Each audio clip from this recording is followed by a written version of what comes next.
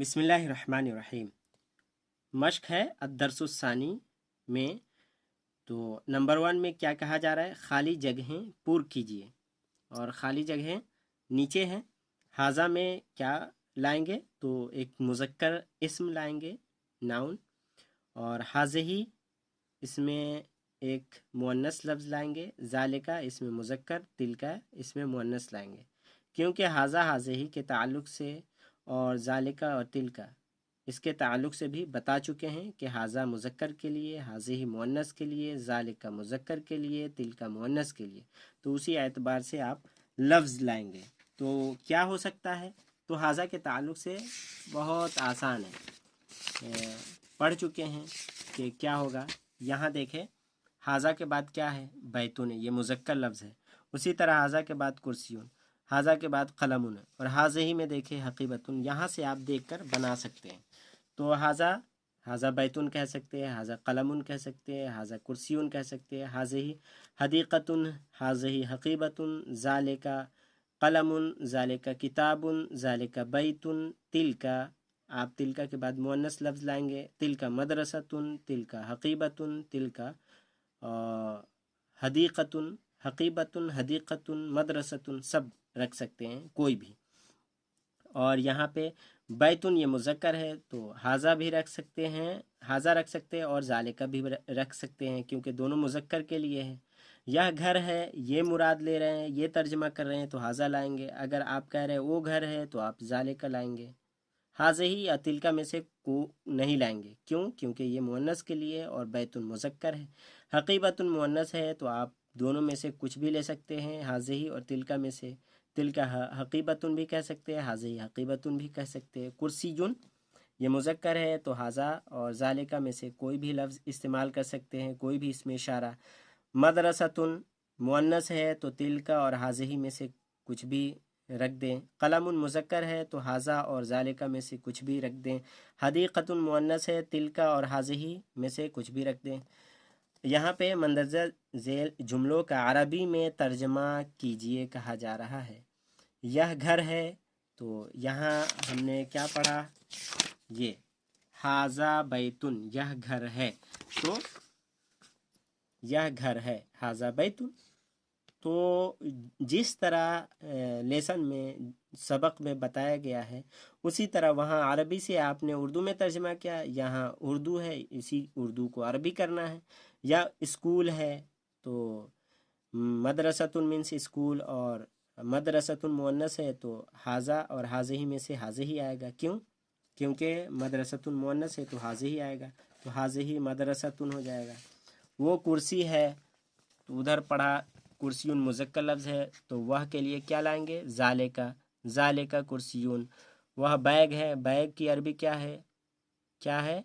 हकीबतुन, ये मुअन्नस है तो वह के लिए ज़ालिका और तिलका में से क्या लाएंगे? तिलका, क्योंकि तिलका मुअन्नस के लिए। तिलका हकीबतुन। क्या यह कलम है? हल क्या अरबी में क्या है? हल।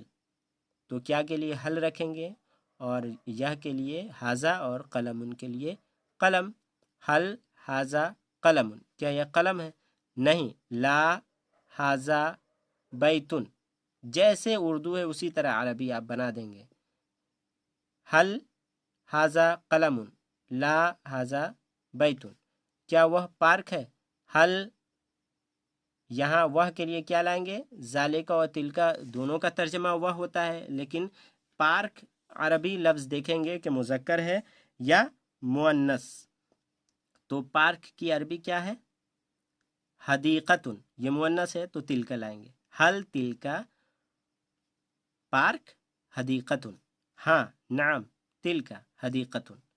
और यहाँ पे क्या बताया जा रहा है? कायदा है। अस्माए इशारा वो अस्मा है, तो अस्माए इशारा क्या पढ़ा हमने? ये हाजा और हाज़िही, ज़ालिका और तिलका, ये सब क्या है? अस्माए इशारा। अस्माए इशारा किसके लिए इस्तेमाल करते हैं? तो कहा जा रहा है कि अस्माए इशारा वो अस्मा है। अस्मा मतलब किसी भी चीज़ के नाम को कहते हैं, जैसे कलम, कलमुन, कुर्सियुन, किताबुन, ये सब क्या है? अस्मा है। जैसे अगर हम लिख दें हाजा ये किताबुन, कुर्सियुन और बैतुन,